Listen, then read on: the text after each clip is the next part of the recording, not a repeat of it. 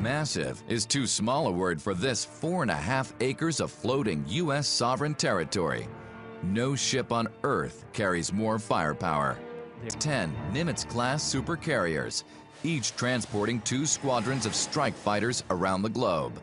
They're as long as the Empire State Building is tall. Fully loaded, they displace almost 100,000 tons, as large as any supertanker that's ever sailed the oceans. They're as high as a 24-story building, about a soccer pitch or a football field wide at its widest point at the top of the flight deck. They are enormous ships.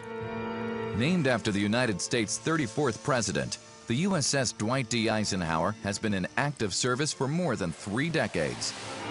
Commissioned in 1977, that makes her about 31 years old at this point, and a remarkably capable ship. Dwight D. Eisenhower is operated by an inspiring team of sailors, 5,000 plus total, in support of more than 60 combat aircraft, powered by 2 very large nuclear reactors that allow the ship to cruise in speeds well in excess of 30 knots, essentially indefinitely. We refuel the ship at its halfway point, but we're talking about a 50-year lifespan. The air wing on Nimitz carriers can have up to 45 jets and 700 sailors conducting launch and recovery operations at any one time. The only problem with being the biggest thing in the ocean is that you are a highly visible target. So of course, the Nimitz class is fully equipped to take care of itself. It has 2 launchers of the NATO Sea Sparrow, 2 launchers of our rolling airframe missile, a slightly shorter range weapon, but extraordinarily capable and very responsive to primarily cruise missile threats. And when blended with our Slick 32 electronic attack or jamming system, those systems provide significant capability defending the ship against any number of air threats.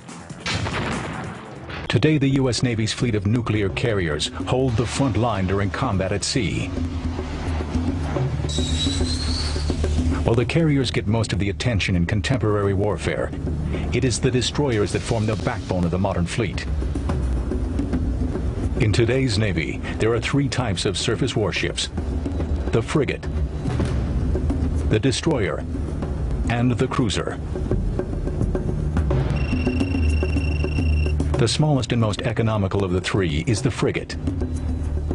They carry fewer weapons and less sophisticated electronic sensors than the larger destroyers and cruisers. On the high end of the scale are the cruisers, such as the U.S. Navy's Ticonderoga-class Aegis cruisers. The Aegis-class cruisers are especially well suited to defending carrier battle groups against air attack, often called the shield of the fleet.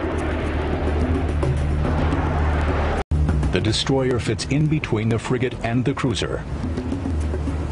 The modern destroyer is a well-balanced design. It is capable of carrying out a wider range of missions than frigates, while at the same time carrying weapons that give it capabilities approaching those of cruisers.